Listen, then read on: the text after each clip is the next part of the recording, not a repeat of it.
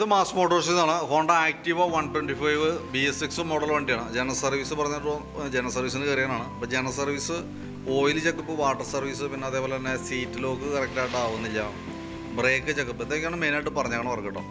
അപ്പോൾ നമ്മൾ വണ്ടി വർക്കിന് കയറ്റിയിട്ടുണ്ട്. ഡീറ്റെയിൽ ആയിട്ട് നമ്മൾ ചെക്ക് ചെയ്യാനുണ്ട്. ബാക്ക് ബ്രേക്കിൻ്റെ ഭാഗം നമ്മൾ ചെക്ക് ചെയ്യാൻ വേണ്ടിയിട്ട് അയച്ചാണ്. ബാക്കിലത്തെ ബ്രേക്ക് ലൈൻഡർ അഡ്ജസ്റ്റിങ് കഴിഞ്ഞാണ്. കിടക്കുന്നത് കമ്പനി ലൈൻഡർ തന്നെയാണ്. നമുക്ക് പരമാവധി ഉപയോഗിച്ച് കഴിഞ്ഞാണ്. അപ്പോൾ നമുക്ക് ലൈൻഡർ ബാക്കിലത്തെ മാറ്റിയിടണം. പിന്നെ അതേപോലെ തന്നെ ബ്രേക്ക് ക്യാമൊക്കെ ഒന്ന് അഴിച്ച് ഗ്രീസ് ചെയ്യുന്നുണ്ട്. വീൽ ബെയറിങ്ങിൻ്റെ ഭാഗമൊക്കെ നമ്മൾ ചെക്ക് ചെയ്ത്, വേറെ പറയത്തെ കംപ്ലയിൻ്റ് ഇല്ല. ടയറും അത്യാവശ്യം ഉപയോഗിക്കാനുണ്ട്. ഹബിൻ്റെ ഭാഗത്ത് ചെറിയൊരു സ്ക്രാച്ച് തുടങ്ങിയിട്ടുണ്ട്. അപ്പോൾ നമുക്ക് കൈയോടെ ബ്രേക്ക് ലൈൻഡർ മാറ്റിയിട്ട് ഇതൊന്ന് വാട്ടർ പേപ്പർ ഇട്ട് സാൻഡ് പേപ്പർ ഇട്ടൊന്ന് കറക്റ്റായിട്ട് പിടിച്ച് ഗ്രിപ്പാക്കി ഇടാം. നെക്സ്റ്റ് നമുക്ക് കൂടുതൽ ഇതിൻ്റെ സ്ക്രാച്ചസ് കൂടുതൽ വന്നാൽ ലേറ്റി കയറ്റി നമുക്ക് പോളിഷ് ചെയ്യേണ്ട വന്ന വർക്കാണ് കേട്ടോ. തൽക്കാലം നമ്മൾ ക്ലീൻ ചെയ്തിട്ട് റീസെറ്റ് ആക്കുന്നുണ്ട്. ബ്രേക്ക് ലൈൻഡർ മാറുന്നുണ്ട്. പിന്നെ അതേപോലെ നമ്മൾ അതിൻ്റെ എയർ ഫിൽറ്ററിൻ്റെ ഭാഗമൊക്കെ ചെക്ക് ചെയ്യുന്നുണ്ട്. എയർ ഫിൽറ്ററൊക്കെ കുറച്ച് പൊടിയൊക്കെ ഉണ്ട്, പക്ഷേ മാറ്റേണ്ട ഒരു ടൈമിലേക്കൊന്നും ആയിട്ടില്ല. ഹോണ്ടയുടെ ഒറിജിനൽ ഫിൽറ്റർ തന്നെ കിടക്കുന്നത്. നമുക്കൊന്ന് ജസ്റ്റ് തുടച്ച് ക്ലീൻ ആക്കിയിട്ട് നമുക്ക് റീസെറ്റ് ചെയ്യാം. ക്ലച്ചിൻ്റെ ഭാഗം നമ്മൾ അഴിച്ച് ചെക്ക് ചെയ്യുന്നുണ്ട്. പറയത്തക്ക ലീക്കേജോ കാര്യങ്ങളൊന്നുമില്ല. ഓയിൽ സീലുകളിൽ വേറെ ലീക്കേജോ കാര്യങ്ങളൊന്നുമില്ല. ബെൽറ്റിൻ്റെ കണ്ടീഷൻ നമ്മൾ നോക്കി. ബെൽറ്റും കിടക്കുന്നത് കമ്പനി ബെൽറ്റ് തന്നെയാണ്. ഹോണ്ടയുടെ ഒറിജിനൽ ബെൽറ്റാണ് കിടക്കുന്നത്. ഡാമേജോ കാര്യങ്ങളൊന്നുമില്ല കേട്ടോ. അപ്പോൾ ജസ്റ്റ് നമുക്കൊന്ന് ക്ലച്ച് ഭാഗം ഒന്ന് ക്ലീൻ ചെയ്യാം, എയർ അടിച്ച് ക്ലീനൊക്കെ ആക്കി റീസെറ്റ് ചെയ്യാം. വേരിയേറ്റർ ബോഡിയൊക്കെ നമ്മൾ ചെക്ക് ചെയ്തു. ബോസ് ഡ്രൈവ് കാര്യങ്ങളൊന്നും കുഴപ്പമില്ല. വേരിയേറ്റർ ബോഡിയുടെ അതിനകത്ത് ഈ റോളർ സെറ്റ് വന്ന് ചെറിയ ഭാഗങ്ങൾ ചെറുതായിട്ട് തേയ്മാനം അബ്നോർമലായിട്ട് കാണിക്കുന്നുണ്ട്. പക്ഷെ നമുക്കത് ഇപ്പോൾ മാറ്റേണ്ട ആവശ്യമൊന്നുമില്ല. കുറേ കൂടി ഓടട്ടെ. നമ്മൾ ഓരോ സർവീസിലും ചെക്ക് ചെയ്യാനാണ്. കൂടുതലായിട്ട് അതിൻ്റെ പ്രോബ്ലംസിലേക്ക് എത്തിക്കഴിഞ്ഞാൽ നമുക്ക് മാറ്റിക്കളയാം കേട്ടോ. ഇതിപ്പോൾ എന്തായാലും നെക്സ്റ്റ് സർവീസ് വരെ സിമ്പിളായിട്ട് കിടന്ന് ഓടിക്കോളും, കുഴപ്പമില്ല, ധൈര്യമായിട്ട് ഓടിക്കാം. പിന്നെ അതേപോലെ തന്നെ ക്ലച്ച് വെയിറ്റ് വരുന്ന യൂണിറ്റാണത്. അതിൻ്റെ വർക്കിങ്ങും പെർഫോമൻസും നമ്മൾ ചെക്ക് ചെയ്ത് ഓക്കെയാണ്, വേറെ പ്രോബ്ലം ഒന്നുമില്ല. ക്ലച്ച് ഔട്ടർ കയ്യിലൊന്ന് ക്ലീൻ ചെയ്ത് കയറ്റാം. കിക്കർ വീലൊന്ന് അഴിച്ച് ഗ്രീസ് ചെയ്തിടാം. ക്ലച്ച് വർക്ക് ചെയ്തിട്ടുള്ള പൊടി അത്യാവശ്യം ഇതിൻ്റെ ഉള്ളിലുണ്ട്. അതൊക്കെ ഒന്ന് ബ്രഷ് ചെയ്ത് കളഞ്ഞതിന് ശേഷം എയർ അടിച്ച് ക്ലീൻ ആക്കി ഇടുക. പിന്നെ ഈ ഭാഗത്തേക്ക് വരുമ്പോഴത്തേക്കും വേറെ പ്രോബ്ലം, ഈ ഹെഡിൻ്റെ അവിടെ ചെറിയൊരു നനവുണ്ട്, പക്ഷേ അഴിച്ച് മാറ്റേണ്ട സിറ്റുവേഷനൊന്നുമില്ല. ആക്സിലേറ്റർ കേബിളൊക്കെ ആയാലും അത്യാവശ്യം പ്ലെയിൻ ഉണ്ട്. ഒരല്പം ടൈറ്റ് കാണിച്ചു കൊടുക്കിയിട്ടുണ്ട്. പക്ഷേ തൽക്കാലം അതങ്ങനെ കിടന്നോട്ടെ, കുഴപ്പമില്ല. നെക്സ്റ്റ് സർവീസിൽ നമ്മൾ ഡീറ്റെയിൽ ആയിട്ട് നോക്കും.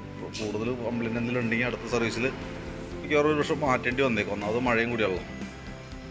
പിന്നെ നമ്മളതിൻ്റെ ബാറ്ററി ഭാഗം നമ്മൾ ചെക്ക് ചെയ്ത് വിടുന്നുണ്ട്. ബാറ്ററി നമുക്കിത് ഇരിക്കുന്ന ബാറ്ററി ആമറോണിൻ്റെ ബാറ്ററിയാണ്. 5 ആമ്പിയറിൻ്റെ ബാറ്ററിയാണ്. 2025 തന്നെ വെച്ചാണ്. പുതിയ ബാറ്ററിയാണ്.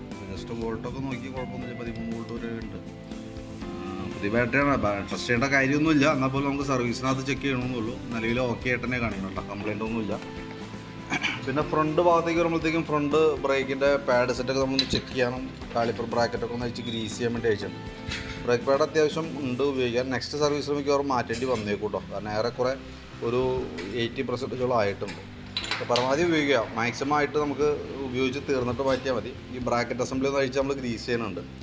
അതിൻ്റെ ആ റബ്ബറിൻ്റെ ബൂട്ട് സെറ്റും കൂടി മാറ്റി നമ്മൾ റീസെറ്റ് ആക്കി ഇടുന്നുണ്ട് കേട്ടോ.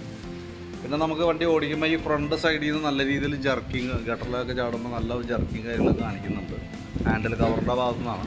അപ്പോൾ നമ്മളിവിടെ ഡീറ്റെയിൽ ആയിട്ട് നോക്കുന്ന സമയത്ത് ഇവിടെയൊക്കെ പൊട്ടിയിരിക്കണം കേട്ടോ. ഈ ഭാഗം പൊട്ടിയിരിക്കുന്നതുകൊണ്ട് നമ്മൾ 100% അത് പെർഫെക്ഷൻ ആക്കാൻ പറ്റില്ല. ഫൈബർ ഭാഗമാണ്. അപ്പോൾ ഇവിടെ പൊട്ട് വീണിരിക്കുന്നുണ്ട്. ഈ സൈഡുള്ള ഈ സ്ക്രൂ ചെയ്യുന്ന ഭാഗത്ത് ഇവിടെ. അപ്പോൾ അതിൻ്റെയാണ് ആ ജർക്കിങ് മെയിനായിട്ട് കാണിക്കുക. പരമാവധി കുറയ്ക്കാവുന്ന രീതിയിലൊക്കെ അറേഞ്ച്മെൻറ്റ്സ് ചെയ്തിട്ടേക്കാം. കാരണം ചെറിയൊരു മെറ്റലുള്ള വഴിക്കൊക്കെ പോയി കഴിഞ്ഞാൽ അങ്ങനെ നമുക്ക് ഇറിറ്റേഷൻ കാണിക്കുന്ന രീതിയിൽ ഫ്രണ്ടിൽ നിന്ന് സൗണ്ട് വന്നുകൊണ്ടിരിക്കുന്നു. അപ്പോൾ അതൊന്ന് ക്ലിയർ ചെയ്ത് വെച്ചേക്കാം. 100% പെർഫെക്റ്റ് ആവില്ല, കവർ പൊട്ടിയേക്കണ കാരണം. എന്നാലും പരമാവധി നമുക്ക് അഡ്ജസ്റ്റ് ചെയ്തിടാം. പിന്നെ അതുപോലെ സ്പാർക്ക് പ്ലഗൊക്കെ ഒന്ന് അഴിച്ച് ക്ലീൻ ചെയ്തിടുന്നുണ്ട്. പ്ലഗ് എയർ ഫിൽറ്റർ മാറ്റിയപ്പോൾ കൂടുതൽ പ്ലഗ് മാറ്റിയേക്കണതാണ് കേട്ടോ. അപ്പോൾ എയർ ഫിൽറ്ററിൻ്റെ കൂട്ടത്തിൽ തന്നെയാണ് നമുക്ക് പ്ലഗ് മാറ്റേണ്ടത്. നിലവിൽ വേറെ കുഴപ്പമൊന്നുമില്ല. ക്ലീനാക്കി റീസെറ്റ് ചെയ്യാം. എഞ്ചിൻ ഓയിൽ ചെക്കപ്പാണ് പറഞ്ഞിരുന്നത്. ഓയിൽ നല്ല ഓയിലാണ് കിടക്കണത്. ലെവൽ കാര്യങ്ങളൊക്കെ ഉണ്ട്. അപ്പോൾ നമുക്ക് ഓയിൽ മാറ്റേണ്ട ആവശ്യമില്ല തൽക്കാലം കേട്ടോ. പിന്നെ നമുക്ക് ജനറലായിട്ട് സർവീസ് ചെയ്യാം. സീറ്റ് ലോക്കിൻ്റെ കംപ്ലയിൻറ്റ് പറഞ്ഞിട്ടുണ്ട്. പക്ഷേ സീറ്റ് ലോക്ക് എനിക്ക് തോന്നുന്നു ക്യാച്ചറൊക്കെ ഇത് വെച്ചാണ്. ഇത് പുതിയ ക്യാച്ചറാണ് ഇത് ഇരിക്കണേ. ഞാനത് ഒന്നുകൂടി ഒന്ന് കറക്റ്റ് കേബിൾ റൂട്ട് കറക്റ്റ് ചെയ്തിട്ട് ഒന്നുകൂടി സെറ്റ് ചെയ്ത് നോക്കാം. പറ്റില്ല എന്നുണ്ടെങ്കിൽ നമുക്ക് കേബിളും ക്യാച്ചറും കൂടി മാറ്റേണ്ടി വന്നേക്കും. നമുക്കൊന്ന് ട്രൈ ചെയ്ത് നോക്കിയിട്ട് ചെയ്താൽ മതി. അപ്പോൾ ഞാനതിൻ്റെ ഏകദേശം ഒരു എസ്റ്റിമേറ്റും ഡീറ്റെയിൽസൊക്കെ ഒന്ന് വാട്സാപ്പിലേക്ക് സെൻഡ് ചെയ്തിട്ടേക്കാം കേട്ടോ. നമുക്ക് ഏകദേശം ഒരു 4:30-5 മണിയൊക്കെ ആവും വർക്ക് കംപ്ലീറ്റ് ആകുമ്പോഴത്തേക്കും.